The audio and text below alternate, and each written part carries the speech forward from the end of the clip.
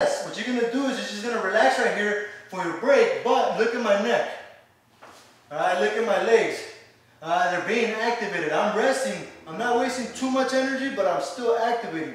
You can rest your legs if you want. That way you don't use your lower abs anymore, but now you're still activating neck muscles.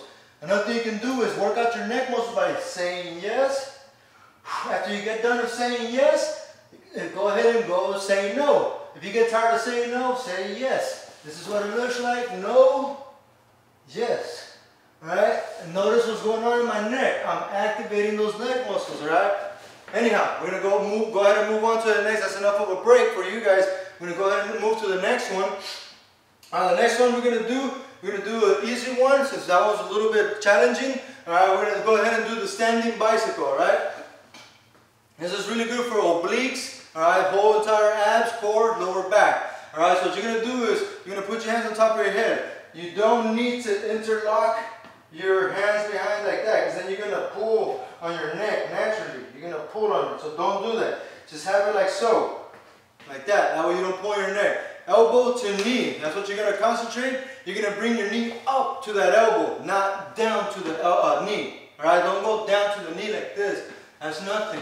That's bad for your lower back, bad for your joints, for your knees, all kinds of stuff, hamstrings. Alright, you're going to bring the knee up.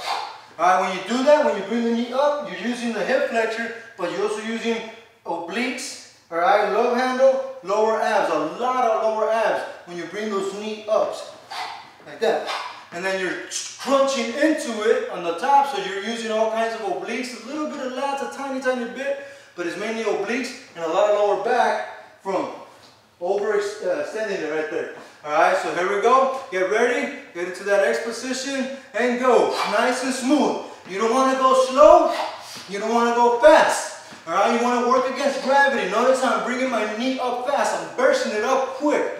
And then controlling the way down, nice and smooth. So there's a balance of chaos and patience, chaos and peace.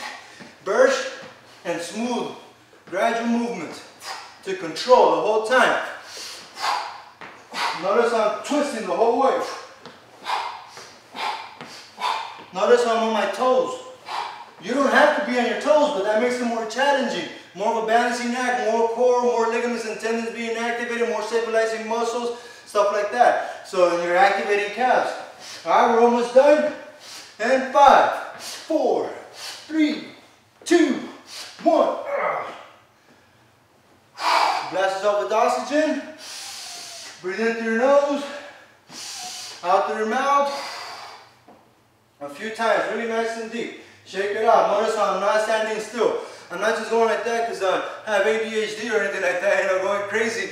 You need to move. You shouldn't stand still. Flush that lactic acid. Alright, so let's see.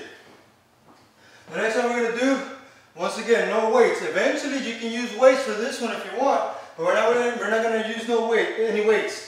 This one I call it the reach for the sky sit-up. Remember the names. They're named for a reason that way because so that you can reference them easily. So reach for the sky. You're going to be reaching for the sky sit-up. So this is what it looks like. You're going to be basically doing a reverse plank. All right. You're going to be your feet off the ground. All right. So that's basically a reverse plank because right now I'm activating the core even more than when you do a normal plank. This is, I can stand, not to brag or anything like that, but I can stay here for at least an hour, alright? Like this, I can't stay here for an hour. That, I will only stay here for at least 2 minutes the most, if that, because there's going to be so much strain, unusual strain here. We're working the lower abs, alright? So anyhow, I'm going to be out like this, activating the lower abs, hands is right here by our chest. What you're going to do is reach for the sky. When you go up, your knees crunch in. That's going to help you counterbalance to drive the force up, alright? And when you go up, you're literally going to reach for the sky so that you use those lats, shoulders, chest muscles, triceps, and especially that lower back for hyperextending it, alright? When you go back like that. So here we go. Get ready and remember, go up fast and down smooth. Alright, if you go up slow and down slow, it's going to be a lot more difficult, more of a balancing act, and it's going to drain you from energy, alright? So you want to get momentum. It's not cheating to get momentum. You get kinetic energy. Work smartly. Here we go. Get ready. Get set and go.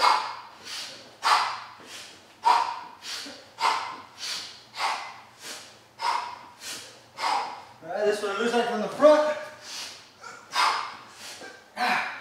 Alright, we're almost done. I know this one hurts, so we're gonna stop soon in 5, 4, 3, 2, 1. Remember, you can rest here if you want, but just have your neck up. You didn't use much of your neck muscles, so you're not tired from your neck. You can literally rest here. Everything else that you were using, abs, but you can still activate here, meaning on your rest, you're still burning calories at a more than a usual rate. All right, so that way you don't waste your time. You maximize your time, your time that you're consuming in the gym. All right, so once you're done breaking, you don't have to keep your head up the whole time. You can really, really relax for a few seconds. All right, but don't go past a minute. There's no need for that. Even if you're trying to bodybuild, trust me, lactic acid threshold, look it up. It'll help you if you just keep moving, but building that lactic acid. You'll still get hypertrophy and get definition. Yes, you can do both at the same time. All right, so after that one, what we're gonna do is the twisties, all right? So what we're gonna do is sit down on the ground, just like this, nice and relaxed. All you're gonna do is lift your legs off the ground, all right? And then your hands, what you're gonna do, you're not only going to twist, meaning sideways like this, all right, you're gonna go up and down as you're twisting. So basically you're gonna try to hit your hips.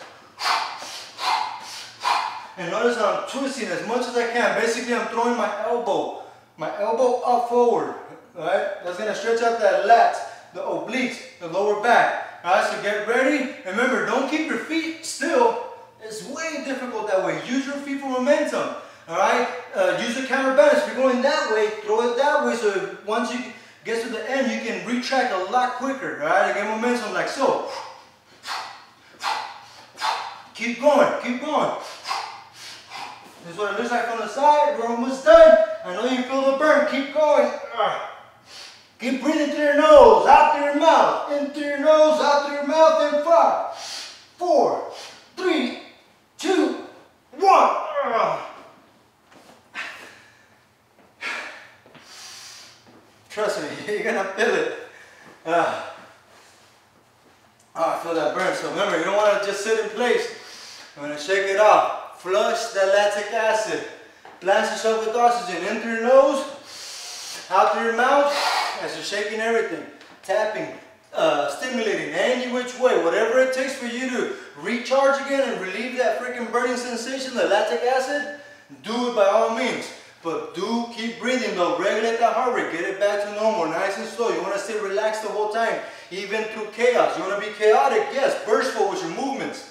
Alright, but you want to preserve yourself, so stay calm, even though you can do it. Trust me, it's possible. Martial artists have been doing it for thousands of years.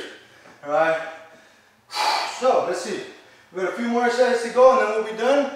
This time, I'm going to go ahead and do the ab raiser. Alright, I call this one the ab raiser because it will literally cut your abs up. Alright, so you're going to be raising your butt off the ground though, even though you're working out your abs and lower back, a lot of core, a little bit of obliques. Actually, a lot of obliques, a lot of love handles, you'll see why right now.